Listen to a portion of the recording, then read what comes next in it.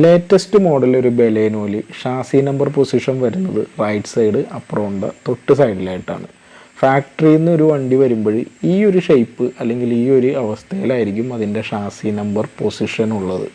ഒറ്റൊരു പീസിൽ നല്ല പെർഫെക്റ്റ്ലി റോബോട്ടിക് പഞ്ചിങ് ആയിട്ടാണ് ആ ഒരു ഷാസി നമ്പർ വരുന്നത്.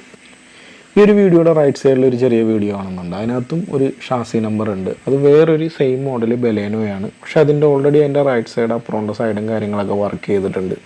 അപ്പോൾ ആ ഒരു വർക്കിൻ്റെ സമയത്ത് ആ ഒരു ഷാസി നമ്പർ അവിടെ നിന്ന് വെട്ടി എടുത്ത് വർക്കും കാര്യങ്ങളെല്ലാം കഴിഞ്ഞിട്ട് രണ്ടാമത് വെൽഡ് ചെയ്ത് വെച്ചിരിക്കുന്നതാണ്. ആ ഒരു ഷേപ്പ് വ്യത്യാസം നിങ്ങൾ കാണുന്നുണ്ട്. ലെഫ്റ്റ് സൈഡിൽ നമുക്കുള്ളത് ഒറിജിനലും റൈറ്റ് സൈഡിലുള്ളത് റൈറ്റ് സൈഡ് അപ്പുറം സൈഡ് വർക്ക് കഴിഞ്ഞിട്ട് രണ്ടാമത് വെൽഡ് ചെയ്ത് വെച്ചിരിക്കുന്ന ഷാസി നമ്പറും. ഇതാണ് രണ്ടാമത് ഒരു വർക്ക് ആക്സിഡൻറ്റ് വർക്കിന് ശേഷം രണ്ടാമത് വെൽഡ് ചെയ്ത് വെച്ചിരിക്കുന്നത്. അവിടെ കണ്ട ഒരു ഫിറ്റ് ആൻഡ് ഫിനിഷ് ഒന്നുമില്ല. രണ്ടാമത് ആ ഒരു പീസ് നമുക്ക് വെൽഡ് ചെയ്ത് വെച്ചിരിക്കുന്നത് കറക്റ്റായിട്ട് നമുക്ക് മനസ്സിലാക്കാൻ പറ്റും. ഇങ്ങനെയാണ് നമുക്ക് ഫാക്ടറിയിൽ നിന്ന് വരുമ്പോഴുള്ള പൊസിഷൻ. മറ്റേത് ഈ പറഞ്ഞ പോലെ തന്നെ രണ്ടാമത് വെൽഡ് ചെയ്ത് വെച്ചിരിക്കുന്നതാണ്. അപ്പോൾ ഇങ്ങനെയുള്ള കാര്യങ്ങളൊക്കെ വണ്ടികൾ കാണാൻ പോകുമ്പോൾ ഷാസി നമ്പറോ അല്ലെങ്കിൽ വിൻ നമ്പർ ഉള്ള എന്തെങ്കിലും വ്യത്യാസങ്ങളും കാര്യങ്ങളും ഉണ്ടെങ്കിൽ പരമാവധി അങ്ങനെയുള്ള വണ്ടികൾ ഒഴിവാക്കി വിടുക എന്നുള്ളതാണ് ഏറ്റവും നല്ലൊരു കാര്യം.